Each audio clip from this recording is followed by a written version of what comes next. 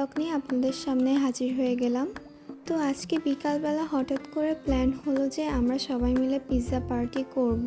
তো সেই কারণে আমার একটা চাচ্চুর রেস্টুরেন্ট থেকে পিৎজা অর্ডার করেছিলাম, আর পিৎজাটা কিন্তু অনেক মজা ছিল খেতে। কালকে রাতে আমাদের ছাদে আসছো আর ঘুম ভাঙে না? যাও, আমি ভিডিও করব।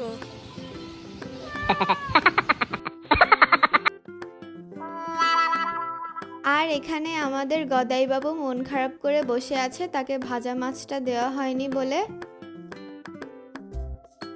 তারপরে চলে গিয়েছিলাম আমার একটা আপুর বাসায়। তো বাসায় গিয়ে ছাদে উঠে দেখলাম কত সুন্দর একটা লিচু গাছে লিচু ধরেছে, আর ছাদে ছিল অনেক ধরনের ফুল গাছ। সেটার মধ্যে আমার সবচেয়ে বেশি ভালো লেগেছে এই নয়নতারাগুলো আর এই জবাটা। তারপর বিকালবেলা সবাই মিলে একটু ফুচকা খেলাম। আপনাদের এই মিনি ব্লগটি কেমন লাগছে কমেন্টে জানাতে পারেন।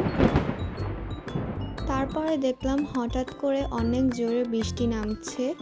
তারপর আমাদের প্ল্যান হলো আজকে রাতের মেনু হিসেবে ভুনা খিচুড়ি রান্না করা হবে। তো আমার আম্মু চাল ডাল সুন্দরভাবে ধুয়ে পেঁয়াজ রসুন কাঁচামরিচ হলুদ জিরা মানে যা যা লাগে খিচুড়ির জন্য সব কিছু দিয়েই হাতে মাখিয়ে খিচুড়িটাকে রান্না করবে। এখন দিয়ে দিচ্ছে রান্না করা গরুর মাংস, তারপর এই যে সুন্দরভাবে মাখিয়ে নিচ্ছে। আর আম্মু কিন্তু এই খিচুড়িটা রাইস কুকারে রান্না করেছিল। আমাদের এই ভিডিওটি যদি আপনাদের কাছে ভালো লেগে থাকে তাহলে প্লিজ আমাদের চ্যানেলটিকে সাবস্ক্রাইব করে আমাদের পাশে থাকবেন, আর যারা আগে থেকেই করে রেখেছেন তাদেরকে অসংখ্য ধন্যবাদ। তো এই যে আমাদের গরম গরম ভুনা খিচুড়ি রেডি। তারপর একটু আইসক্রিমও খেয়েছিলাম। আজকের মিনি ব্লগটা এই পর্যন্তই। আবারও নতুন একটি ব্লগে আপনাদের সাথে দেখা হবে। আল্লাহ হাফেজ।